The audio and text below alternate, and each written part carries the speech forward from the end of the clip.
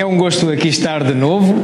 Vamos hoje continuar o ciclo de palestras que começamos na última. Se recordarem, mais ou menos há um mês, começamos por falar lei natural e leis morais.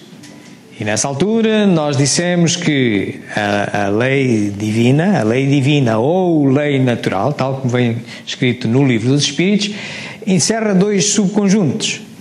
Há as leis físicas e há as leis morais. As leis físicas que estudam tudo o que é físico, mas também foi criado por Deus, portanto divinas são.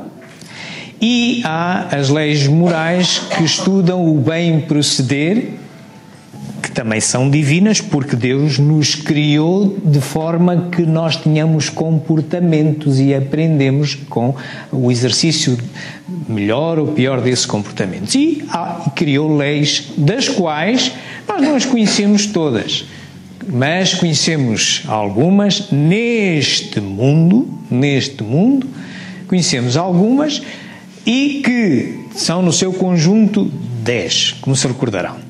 Vamos, pois, hoje, depois de termos na palestra anterior caracterizado bem o que era a lei divina, a lei natural e os seus subconjuntos, vamos hoje começar com aquela que vem na sequência. É a primeira que lá vem, depois do início da parte terceira do Livro dos Espíritos. Logo a primeira é a lei moral da adoração. Bom, recapitulemos um pouco. Nós fomos dizendo que a lei divina tem algumas características. Lembram-se de termos falado aqui que a nossa parca linguagem, por exemplo, não consegue lidar, por exemplo, com alguns termos que nós não temos dificuldade em identificar, como seja o eterno. Lembram-se que, por exemplo, a pergunta 615 diz que a lei natural ou a lei divina é eterna e imutável como o seu Criador. Devemos ter atenção nos conceitos e nas definições da terminologia que usamos. Ela não pode ser eterna como o Criador, certo? Porque o Criador é a ente que criou tudo. E se é a sua própria lei, então foi Ele que a criou, certo? Então, uma coisa criada por Ele não pode ser igual a Ele, não pode ter as mesmas características que Ele. Certo? Alguém criou a sua própria lei, por isso Ele chamou a lei de Deus. Como seja, por exemplo, ela é imutável. É imutável no mundo em que nós vivemos. Dou-vos um exemplo. Neste mundo nós reencarnamos. Por isso há uma das leis que devemos dar em seu tempo, que é a lei moral da reprodução. O Espiritismo diz-nos que há uma evolução dos mundos. Nós, por exemplo, o nosso mundo está a passar de um planeta de expiações e provas para um planeta de regeneração. Mas nos planetas divinos, o topo da evolução, já não se tem corpos. A matéria já não existe, não se encarna. Então, se não se encarna, a lei da reprodução para quê? Ok? Portanto, a lei da reprodução é exatamente para permitir que haja encarnações e para o amor, para a expressão do amor. Mas se estivermos num mundo e num tempo em que não haja encarnações, a lei moral da reprodução não faz sentido nesse mundo. Como também não faz a lei moral da destruição, porque a lei moral da destruição, o que é que ela regula? Regula exatamente a reprodução, ajuda a controlar o controle das espécies e dá um fim útil às carcaças físicas, aos cadáveres dos animais e das plantas. Se não houver animais, não houver corpos físicos, então a lei da moral da destruição não faz sentido. No mundo em que isso não existe, não faz sentido. Estão a ver? Portanto, a nossa linguagem é curta. E foi sempre assim e vai ser sempre assim. Por isso mesmo, muitas das conversas que temos uns com os outros, das diferenças de pontos de vista, muitas vezes centram-se na dificuldade em nós definirmos. Uma coisa é conceituarmos, é termos a ideia do que é. Outra coisa é definirmos. Se eu acordar com alguém, definição disto é A mais B mais C. Ok. A partir daqui, se ele me disser, bem, mas o isto é aí, tenho a ideia que é isto, está bem, mas a definição é esta. Portanto, devemos esforçar-nos por sermos precisos e percebermos o que nós estamos a dizer, porque a linguagem tem as suas... é limitada, é uma criação humana, é limitada. Bom, mas vamos ver se agora... o computador já nos quer falar. Muito bem, essa parte, recapitulando um bocadinho da parte da lei divina ou lei natural, todo este conjunto de leis morais vem na parte terceira e... entre a pergunta 614 e a 648 é a caracterização genérica das leis morais, era o que nós tínhamos falado na palestra anterior, e a de hoje, a primeira que vem na sequência, a lei moral da duração, vem entre esta pergunta, 649 e 673. Vamos recapitular um bocadinho da palestra anterior. Os espíritos evoluídos nos ensinam que o ser humano que se liberta da matéria, por não priorizar as futilidades mundanas e por cultivar o amor ao próximo, aproxima-se da natureza espiritual. A moral dos espíritos superiores se resume como a do Cristo nesta máxima evangélica: fazer aos outros o que queríamos que os outros nos fizessem, isto é, fazer o bem e não o mal. Neste princípio encontramos uma regra universal de proceder, mesmo para as nossas menores ações. Cada um de nós deve tornar-se útil, segundo as faculdades e os meios que Deus nos colocou nas mãos para nos provar. Eles nos ensinam também que não há faltas ou erros irreparáveis. O ser humano encontra o meio necessário nas diferentes existências para avançar segundo o seu desejo e os seus esforços em direção à perfeição, que é o seu objetivo final. Portanto, isto vem logo no início, quando começa a abrir a terceira parte do Livro dos Espíritos, e é para nos dar a ideia de que é que se vai falar nesta parte, de que é que vai endereçar. Vai endereçar exatamente as regras do bem proceder, no sentido do progresso que o ser humano está votado a fazer ao longo de várias encarnações em vários mundos.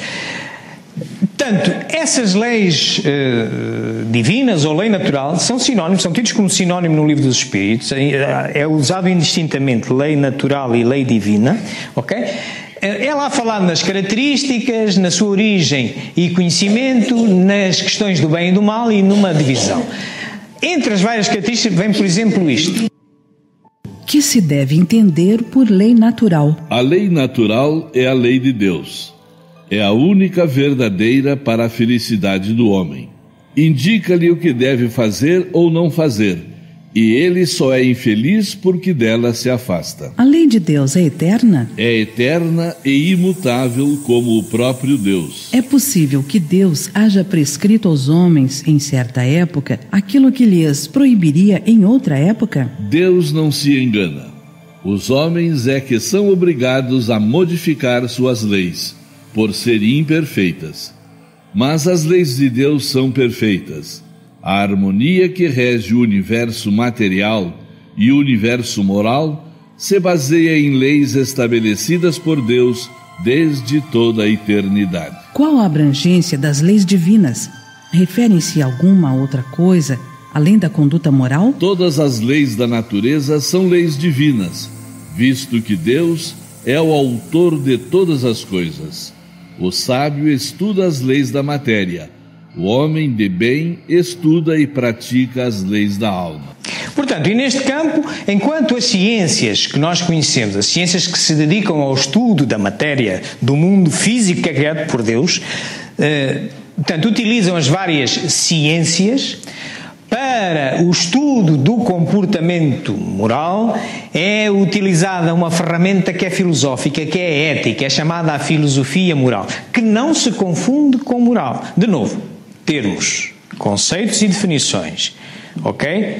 Portanto, temos de ter cuidado. Vocês acabaram de ouvir há pouco na mesma, e está escrito na pergunta 615 do Livro dos Espíritos: a lei natural é eterna e imutável como o seu Criador.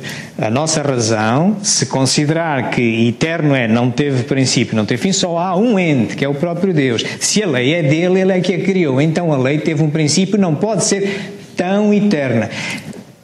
Quem é que escreveu o Livro dos Espíritos? Foram seres humanos, com uma linguagem para nós entendermos. O que também é dito é que as leis são perfeitas, as leis que Deus fez são perfeitas. O problema é, o homem é que muitas vezes tem que alterar porque não está a lê-las corretamente e vai mudando a linguagem, etc. Portanto, não está... O que eu vos quero dizer é que não está mal. Temos é que pensar bem o que é que aquilo quer dizer.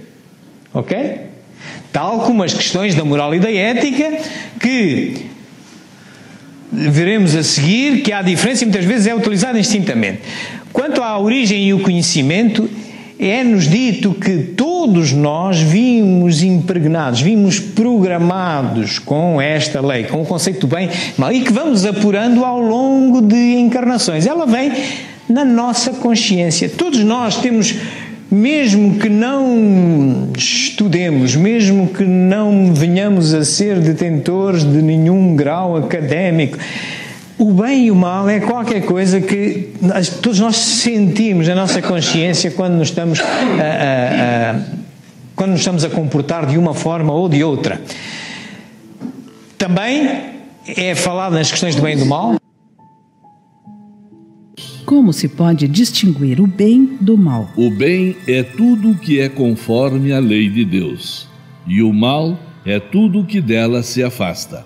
Assim, fazer o bem é proceder de acordo com a lei de Deus. Fazer o mal é infringir essa lei. Que definição se pode dar da moral? A moral é a regra de bem proceder, isto é, de distinguir o bem do mal. Funda-se na observância da lei de Deus. O homem procede bem quando faz tudo pelo bem de todos, porque então o que é que isto nos quer dizer, e também tínhamos falado, é que isto é uma chave que aqui está, que devemos interpretar. Se funda, quer dizer que apoia-se em algo. Apoia-se em quê? Na observância da lei de Deus. Eu, para observar, para cumprir uma lei, eu tenho que a interpretar, certo? Portanto, a moral é a regra de bem proceder, mas baseia-se na interpretação que eu faço da lei. Como é que eu faço a interpretação da lei? É como nós fazemos a lei humana, com a nossa razão. Vamos ler o que é que isto quer dizer. Ora bem, exatamente isso leva-nos às questões da ética e da moral. O Espiritismo pauta-se pela ética e influencia a moral. E, para os que cá estiveram, eu dei alguns exemplos, mas recordo-vos o exemplo da pena de morte. A pena de morte, ela é, neste momento em Portugal, é imoral, certo? Desde há 150 anos. Mas ela continua a ser moral nos Estados Unidos da América, por exemplo. Há estados, os Estados Unidos da América, que é bem proceder um juiz mandar matar aquele que matou outro. Em Portugal, não. Em Portugal, hoje, é bem proceder, é que se mande para a cadeia 25 anos, no máximo. No Afeganistão, continua a ser moral. Então, espera aí, o Espiritismo não se pode reger por isso. Mas, de novo, reparai, é uma questão de termos. Mas nós necessitamos de ter isto bem claro. A moral está-se a ver que tem a ver com as práticas que se utilizam numa sociedade, o que é comum. Em Portugal, a pena de morte, há 150 anos atrás, era moral, hoje é que é imoral. Então o que é que mudou? Não foi a lei de Deus. Não foi. Foi a nossa interpretação dessa lei. Então, convenhamos que a moral, sim, é baseada na prática, no costume. Mas quem é que dita esse costume? A tal o bem e o mal funda-se na observância. Quem dita esse costume é a razão, é a filosofia moral, chamada ética. E então, utilizando essa razão a julgar o problema da pena de morte, então dizemos assim, bem, então ela é moral nos Estados Unidos e moral em Portugal, e agora perguntamos, então ela no sítio onde é moral é ética e no sítio onde é imoral é antiética? Não, é antiética em qualquer lado. Mas então agora há que utilizar a razão e justificar porquê. Não serve dizer que, porque é moral é ética. Não. Então vamos justificar. O homem é imperfeito em qualquer lado, não é? Quer em Portugal, quer nos Estados Unidos. Se é imperfeito, pode errar, quer aqui, quer nos Estados Unidos. Então, um homem que esteja atribuído o poder de julgar outro, pode errar. Então, se pode errar, não pode atribuir penas que não sejam reversíveis. Imaginemos que ele se enganou, és culpado, levas com a pena de morte, foi morto, e passado 2 ou 3 anos descobre-se que afinal ele era, não é a primeira vez, que ele é inocente. Estão a ver? Portanto, a pena de morte é antiética exatamente por isto. No entanto, é moral num lado e imoral no outro. Estão a ver esta diferença? Há muitos exemplos disto, ok? Portanto, o Espiritismo pauta-se pela ética, o tal funda-se na observância da lei de Deus. É através da ética, é através do raciocínio. A gente tem que saber, um espírito tem que saber dizer porque é que é bem e porque é que é mau. Não é porque todos façam, não é porque o mal é sempre o mal, mesmo que todos o pratiquem, e o bem continua a ser mesmo que ninguém o pratique. Todo mundo faz, não é justificação para o espírito. Certo? Portanto, estamos no domínio de uma filosofia e de uma ciência. E isso obriga a que usemos a razão. E o maior inimigo que nós temos é exatamente a nossa linguagem. Mas nós não somos perfeitos. Temos que usar, temos que comunicar uns com os outros. E muitos dos nossos problemas vêm, às vezes, pela linguagem que utilizamos. Bom, para além disso, nós também abordamos que isto de praticar o bem e praticar o mal, eu costumo utilizar uma metáfora da moeda de euro, associando 3 perguntas que eu considero fundamentais do Livro dos Espíritos e que se referem a isto. A moeda de euro tem 2 faces, não é? Uma face de um lado e outra face do outro. Vamos considerar que numa das faces é a nossa relação com a sociedade, entre nós. Okay? Na outra face é a relação com tudo aquilo que não é a sociedade humana. O que é? É a natureza, é os animais, é os vegetais. Muito bem. Na cara ou na coroa, como queiram, numa das faces, na face da sociedade, a regra fundamental e mais simples é esta, é da pergunta 632, é não fazer aos outros não queres façam a ti, não faças o mal. Jesus disse, vê do que querias que vos fizessem, não vos fizessem, tudo se resume a isto.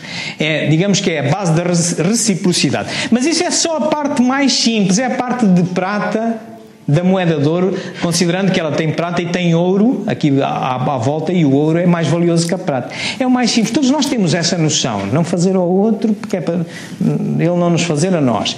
Muito bem, mas mais adiante vem uma pergunta que é a 642, que diz que não é suficiente não fazer o mal ao outro, é também preciso fazer todo o bem para evitar o mal. É preciso impedir com todas as nossas forças que o mal seja produzido. Na altura dei-vos um exemplo e torno a dar. Imaginei que ao vosso lado está sentada uma pessoa que está a atravessar um problema que vocês já o atravessaram e já o superaram. Mas vocês sabem que a forma como a pessoa pensa e como ela está a pensar conduzir a solução do problema vai-se esbarrar, porque da vossa experiência vocês viram que não deviam ir por aí. No entanto, vocês dizem, é minha amiga, eu não me quero aborrecer, eu não lhe vou dizer nada, ele há de bater com a cabeça na parede e há de aprender como eu aprendi. Mal. Fazer todo o bem para evitar o mal. É isto o que quer dizer, ok? Portanto, do lado da sociedade, estas 2 regras, nestas 2 perguntas.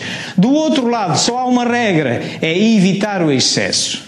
Portanto, e isso tem a ver com como é que nós interagimos com os animais, como interagimos com os vegetais, para a nossa alimentação. Tem a ver também com isso, ok? Portanto, tudo é lícito, exceto o excesso. É um excesso, é mal proceder, eu que gosto de caça, vou caçar e depois desperdiço aquele cadáver. Não é para a minha alimentação. Mas quem diz um animal, diz eu vou vegetais, eu agora sou vegetariano e quero apurar o melhor vegetal, a minha saladinha super fresca e tal. E deito fora uma série de vegetais também. É mal, igualmente e mal, dá igual. Ok? Nós fomos criados a necessitar de proteínas animais e vegetais. É evitar o excesso, pergunta 633. Muito bem. Também falamos que o bem e o mal são absolutos para todos os homens? A lei de Deus é a mesma para todos, mas o mal depende principalmente da vontade que se tenha de o praticar. O bem é sempre o bem, e o mal é sempre o mal, seja qual for a posição do homem. A diferença está no grau de responsabilidade. O mal exponencia com a intenção. Até nós, na lei humana, temos isso. O mesmo crime cometido por duas pessoas distintas pode ter penas distintas, sendo o mesmo crime. Porquê? Porque há as atenuantes e as agravantes. Se provar que o indivíduo não teve intenção em cometer aquele crime, tem a atenuante. É crime na mesma, mas a pena vai ser menor. Se teve intenção de o fazer, a pena é maior. Também aqui. Portanto, o mal exponencia com a intenção em o praticar. Eu sei que é mau e mesmo assim vou fazê-lo. É mais grave do que eu fazer sem querer. Por outro lado, o bem exponencia com a dificuldade em o praticar. Um exemplo, imaginai que vocês saem agora ali à rua e passam por um mendigo que está sempre ali no mesmo sítio e vos está a pedir uma moedinha. Claro que é para ajudá-lo, dar-lhe uma moedinha, vão ao bolso que vos sobra e dão-lhe. Mas experimentai hoje fazer de forma diferente. Digam-lhe, em vez de dar-lhe uma moedinha, assim, amigo, vem daí, vem jantar à minha casa com a minha família. É mais difícil, mas é melhor. Exponenciaram o bem. Portanto, o bem exponencia com a dificuldade em o praticar. O mal exponencia com a intenção em o praticar. Ok? O que pensais da divisão da lei natural em 10 partes, compreendendo as leis de adoração, trabalho, reprodução, conservação, destruição, sociedade, progresso, igualdade, liberdade e, por fim, a de justiça, amor e caridade? Essa divisão da lei de Deus em 10 partes é a de Moisés e pode abranger todas as circunstâncias da vida, o que é essencial. Podes, pois, adotá-la, sem que por isso tenha qualquer coisa de absoluta, como não o têm os demais sistemas de classificação, que dependem do ponto de vista sob o qual se considere uma coisa. A última lei é a mais importante. É por meio dela que o homem pode adiantar-se mais na vida espiritual, visto que resume todas as outras. Portanto, isto é um sistema de catalogação nosso, para nós entendermos. É lá dito, nada tem de absoluto. Ninguém pense que as leis divinas só são estas, e que são para todo sempre imutáveis neste mundo. Se forem para um planeta em que não há reencarnação, olha, esta não, aquela não. Certo? É preciso percebermos isto, com a razão, ok? Portanto, nada tem de absoluto. Nós é que precisamos de catalogar. Ok? Muito bem. Então vamos à nossa lei moral da adoração. Portanto, ela insere-se junto com as outras 10 que a gente viu. É como se fossem, se tivermos o universo todo, seria a lei natural. Temos aqui um sistema solar onde temos a lei mais importante, que naquela catalogação de 10 nos foi dita que era a última lei de justiça, amor e caridade. É como se fosse o Sol, onde gravitam os outros planetas, entre os quais está este, que é o que a gente vai tratar hoje. Pronto, esta é a relação entre elas. A lei de adoração. Em que consiste a adoração? Na elevação do pensamento a Deus. Pela adoração, o homem aproxima sua alma de Deus. A razão da aproximação, o objetivo dela é exatamente aproximar-nos de Deus, porque nós inatamente, ninguém é ateu, meus amigos, pode dizer da boca para fora, mas inatamente ele sabe que há um ser supremo a quem ele recorre muitas vezes, dizendo que é ateu, vai dizendo que é ateu, até que diz, ai meu Deus, quando está aflito. A adoração resulta de um sentimento inato ou é fruto de um ensino? Sentimento inato como o da divindade.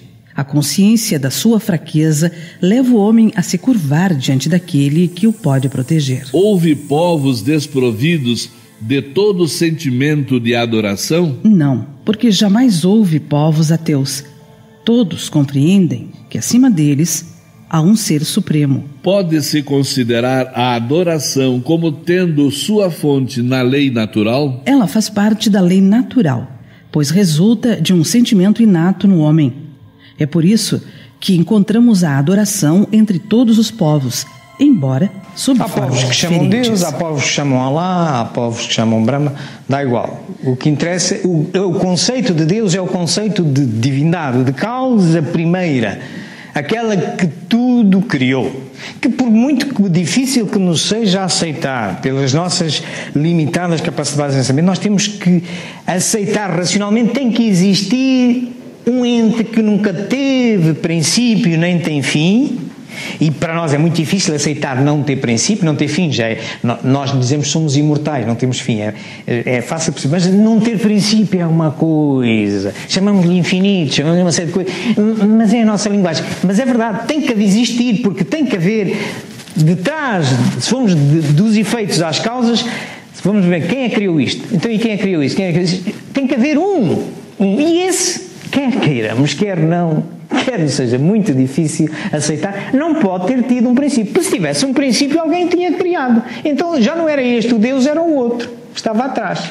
Ok?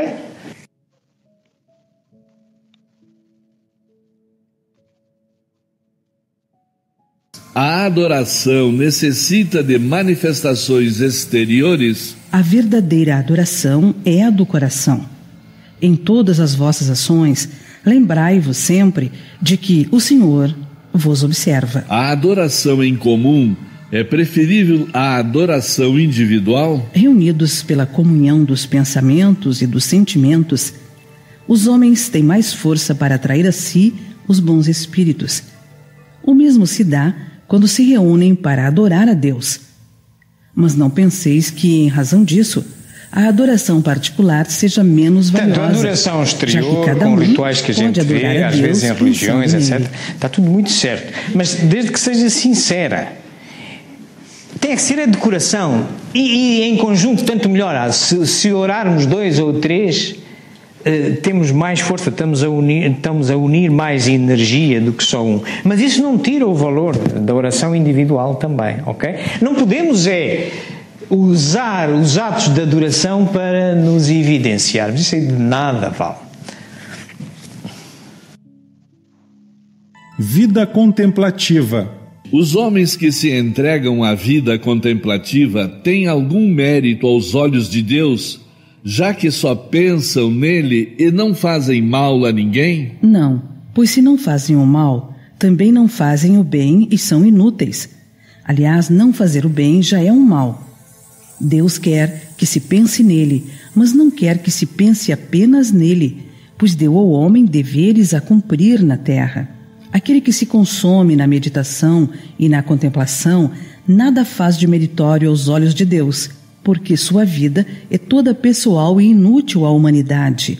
E Deus lhe pedirá contas do bem que não houver feito. Bom, isto tem muito a ver com, por exemplo, nas religiões, verificam-se algumas religiões em que os seus clérigos se entregam a vidas contemplativas, são celibatários e estão em perfeita meditação. Não está nada de errado, desde que não seja por uma questão de egoísmo. Porque lá está, a pergunta 642, e que aqui também é lembrada, só não fazer o bem já é um mal. Ok?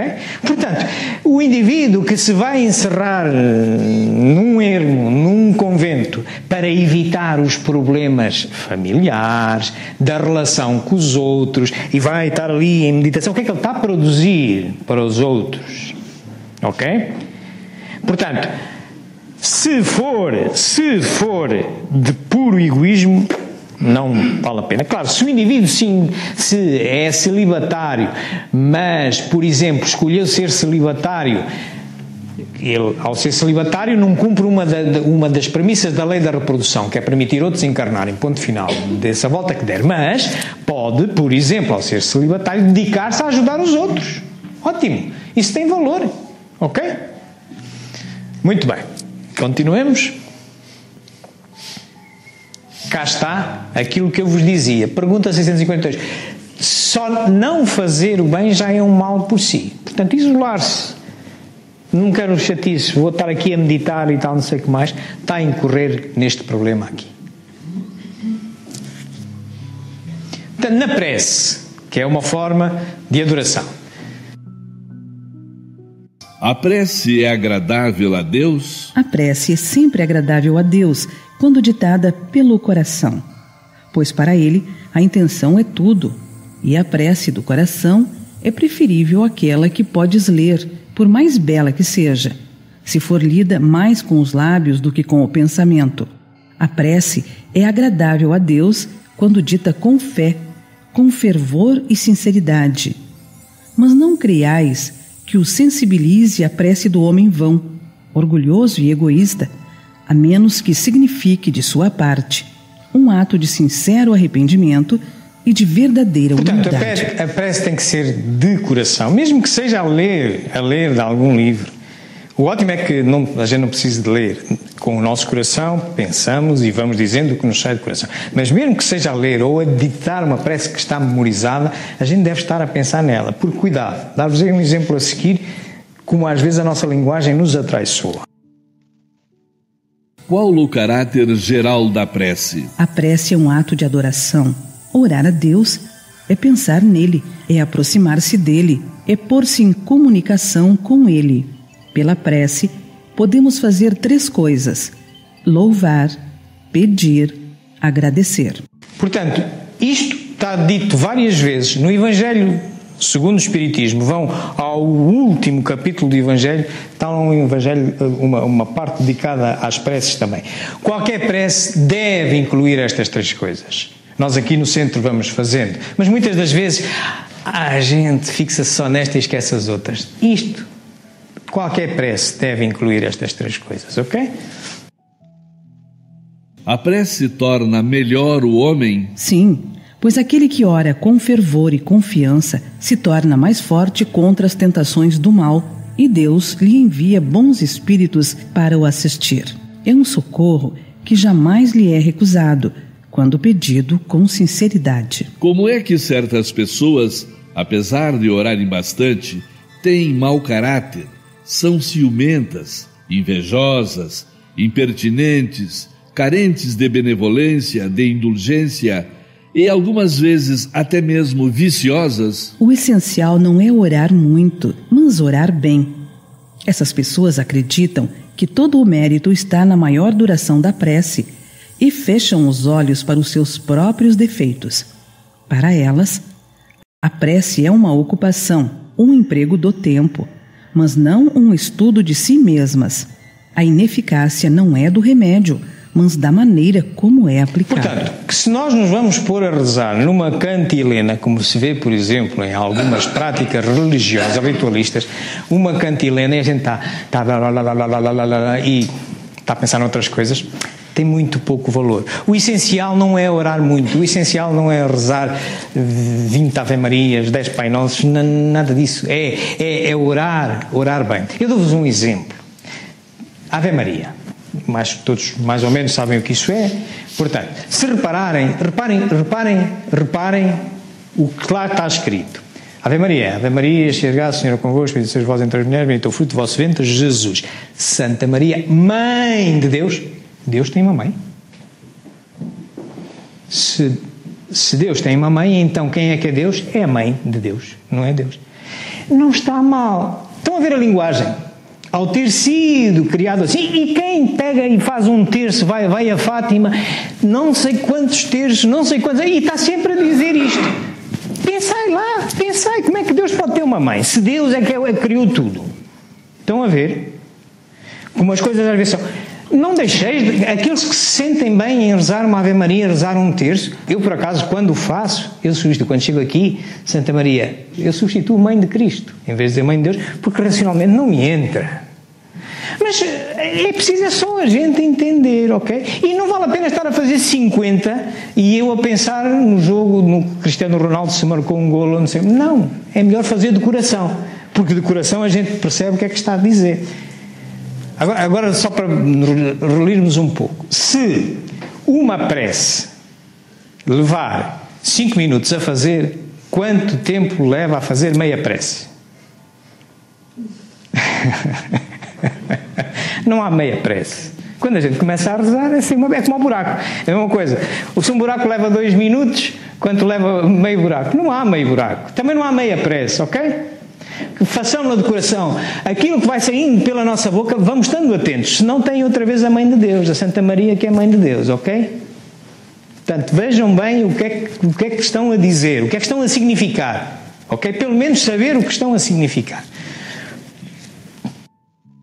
Poderemos utilmente pedir a Deus que perdoe as nossas faltas? Deus sabe discernir o bem do mal. A prece não esconde as faltas. Aquele que pede a Deus o perdão de suas faltas só o obtém se mudar de conduta. As boas ações são a melhor prece, porque os atos valem mais do que as palavras. De nada vale eu estar a fazer muitas preces, pegar num grande livro, lê-lo todo e tal, não sei qual. Se eu depois não consigo perdoar ao meu irmão, não consigo escutá-lo, não consigo aceitar os seus pontos de vista, não consigo ajudá-lo, não consigo ser caritativo com ele, de nada vale. E posso ter a minha biblioteca cheia de livros de preces e fazer muitas preces para lá. Estão a ver? A melhor prece é as boas ações, ok? É possível orar utilmente pelos outros? O espírito de quem ora atua pela vontade de fazer o bem, pela prece. Ele atrai para si os bons espíritos e estes se associam ao bem que deseja fazer. Possuímos em nós mesmos, pelo pensamento e pela vontade, um poder de ação que se estende muito além dos limites da nossa esfera corporal. A prece pelos outros é um ato dessa vontade. Se for ardente e sincera, pode chamar os bons espíritos em auxílio daquele por quem oramos, a fim de lhe sugerirem bons pensamentos e lhe darem a força de que precisam seu corpo e sua alma. Mas, ainda aqui, a prece do coração é tudo, a dos lábios nada vale. Ok? Estamos entendidos. A prece do coração é tudo, a dos lábios nada vale. E sempre presidida pelo nosso pensamento. Nós temos, quando estamos a ver, façamos-la com 3 palavras só, mas nessas 3 palavras estejamos a pensar, né? Estejamos com o nosso pensamento e a nossa vontade a focalizar as nossas energias. Não nos podemos a pôr uma ladainha que passar de meia hora e depois passamos 29 minutos a pensar na nossa vida. Só começamos o princípio e o fim. Ok? Muito bem. As preces que fazemos por nós mesmos podem mudar a natureza de nossas provas e desviar-lhes o curso? As vossas provas estão nas mãos de Deus, e existem algumas que devem ser suportadas até o fim. Deus, porém, sempre leva em conta a resignação.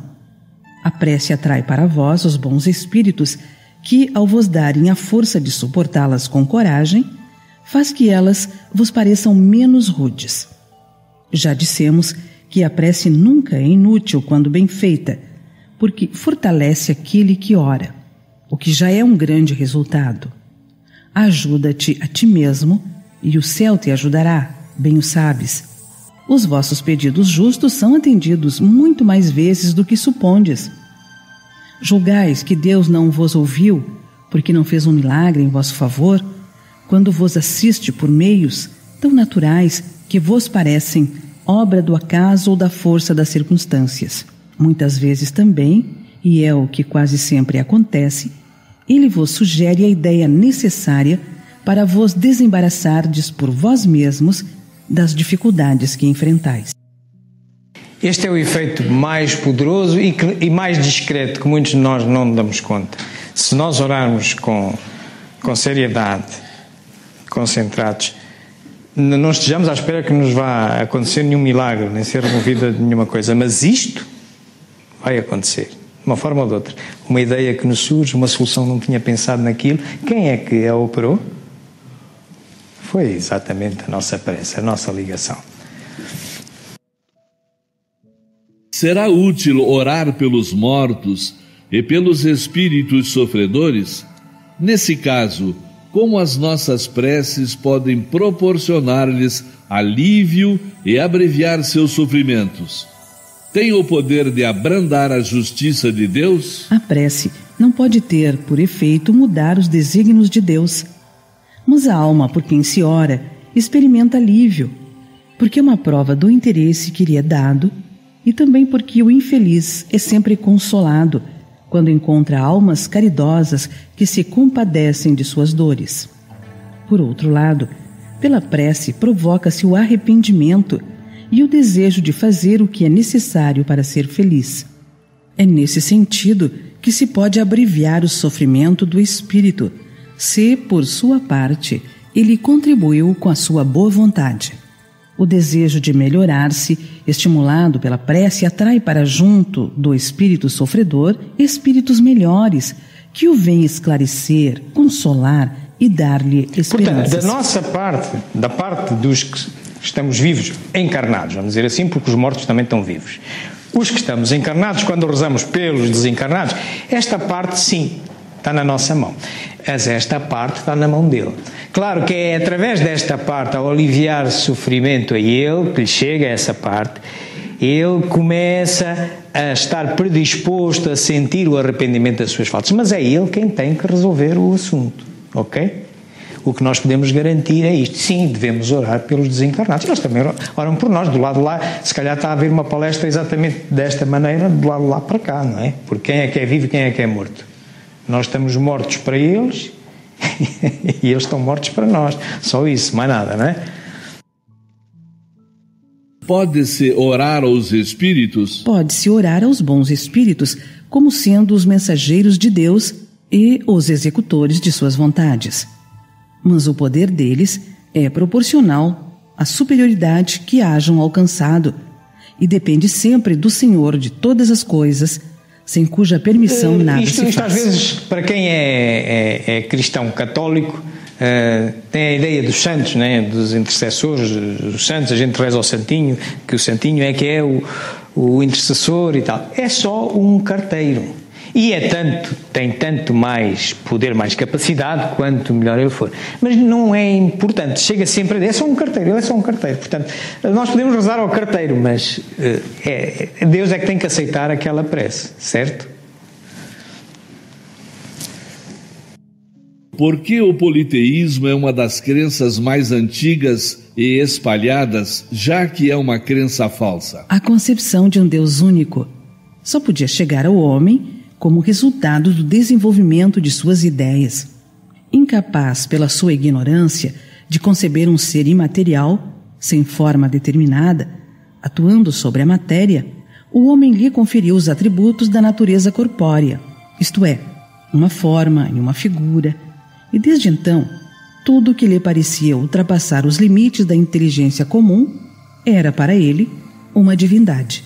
Tudo o que não compreendia devia ser obra de um poder sobrenatural. Daí a crer em tantas potências distintas quanto os efeitos que observava. Não havia senão um passo. Mas em todos os tempos houve homens esclarecidos que compreenderam a impossibilidade dessa multidão de poderes para governar o mundo sem uma direção superior, e que se elevaram à concepção de um Deus único.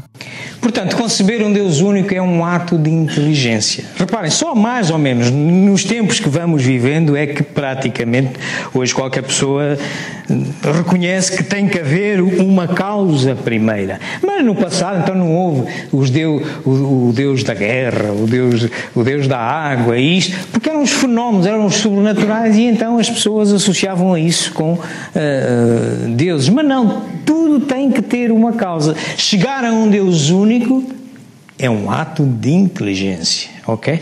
Mas ainda hoje filosoficamente, temos às vezes problemas ainda para lá chegar. Então as características dele, cuidado com elas. Mas pelo menos, graças a Deus, já todos vamos reconhecendo que se andarmos dos efeitos, andarmos para as causas, vamos sempre chegar a um ente, chamemos-lhe o que a gente queira chamar, por convenção poderá ser Deus, mas pode chamar outra coisa, que sim, é único.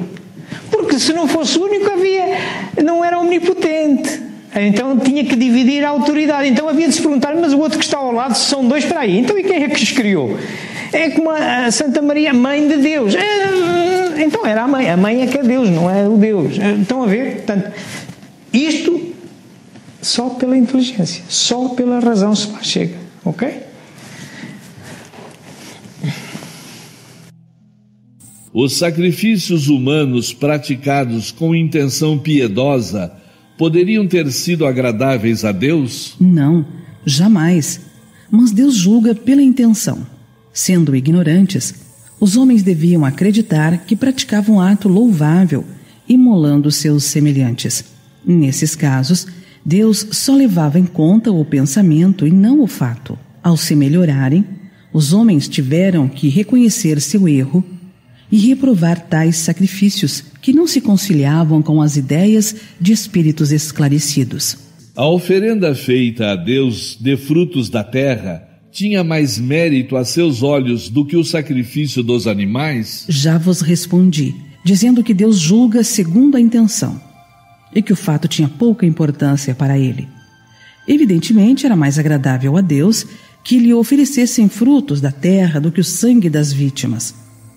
Como já vos dissemos, e sempre repetiremos, a prece, feita do fundo do coração, é 100 vezes mais agradável a Deus do que todas as oferendas que lhe possais fazer. Repito que a intenção é tudo, que o fato nada vale. Intenção é tudo, meus amigos. O facto nada vale. As oferendas, as promessas, às vezes a gente vê pessoas que fazem promessas, magoam-se, mutilam-se. A intenção conta, mas o facto em si é quase como este sacrifício. Pronto, graças a Deus já vivemos numa época em que ao menos já não se matam pessoas. Começaram por se matar animais, depois julgava-se que, porque o animal era menos inteligente que a pessoa, se matasse, se simulasse uma pessoa, estávamos a oferecer uma prenda maior a Deus. Ok? Pensou-se assim. É o pensamento humano. Graças a Deus isto já foi. Ainda vamos um bocado por aqui, mas ainda há umas reminiscências aqui. Basta ir a um santuário qualquer. Há reminiscências, ok? E muitas dessas pessoas mutilam-se, está bem, pronto, mas a intenção não está lá, estão a pensar noutras coisas, ok? Meus amigos, estamos a chegar ao tempo. Eu, para vos trazer esta palestra de hoje, consultei esta literatura que aqui está, que vocês a reconhecerão, sob a prece. Cá está, este livrinho é uma parte que é individualizada. Isto é o último capítulo do Evangelho segundo o Espiritismo. Quando ele foi publicado, nasceu como imitação do Evangelho de Cristo. Na altura é a imitação do Evangelho segundo o Espiritismo. Depois é que mais tarde o Evangelho, passado uns anos, na segunda edição, foi mudado para o Evangelho segundo o Espiritismo. E uma das alterações entre essa primeira, a imitação do Evangelho, e o Evangelho, as obras que a gente tem hoje, foi exatamente a inclusão de uma coletânea de preces. Kardec remoeu-se todo para publicar isto, porque a prece é do coração.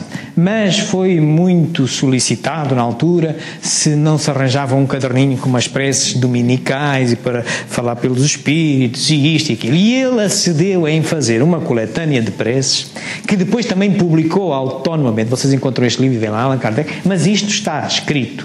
Parte do Evangelho segundo o Espírito. Fez umas preces para aqueles que tenham mais dificuldades e ele disse, estas preces são apenas para a utilização em atos espíritas, ou para reuniões mediúnicas, ou para qualquer coisa desse género. Mas pronto, cá está, este livrinho. Mas só para vos dizer, portanto, isto está metido neste livro, ok? Mas ele, sim, foi publicado como uma obra autónoma e também vem publicitado na revista Espírita, lá publicado essa coletânea de preces. Isto são alguns livrinhos de filosofia que convém sempre saber, ou de ciência. Aquele filmezinho que vimos está aqui e pronto, eu estou a gravar esta conferência como habitualmente vou publicá-la neste canal de Espiritismo, Espiritismo JG, amanhã ou depois já lá estará. Estou à vossa disposição para alguma pergunta que queiram fazer. Se não a puderem fazer e quiserem interagir comigo, têm aqui o meu e-mail, espiritismo.jg@gmail.com, e eu terei todo o gosto em vos responder a qualquer pergunta sobre isto ou outra coisa qualquer. Muito obrigado pela vossa atenção.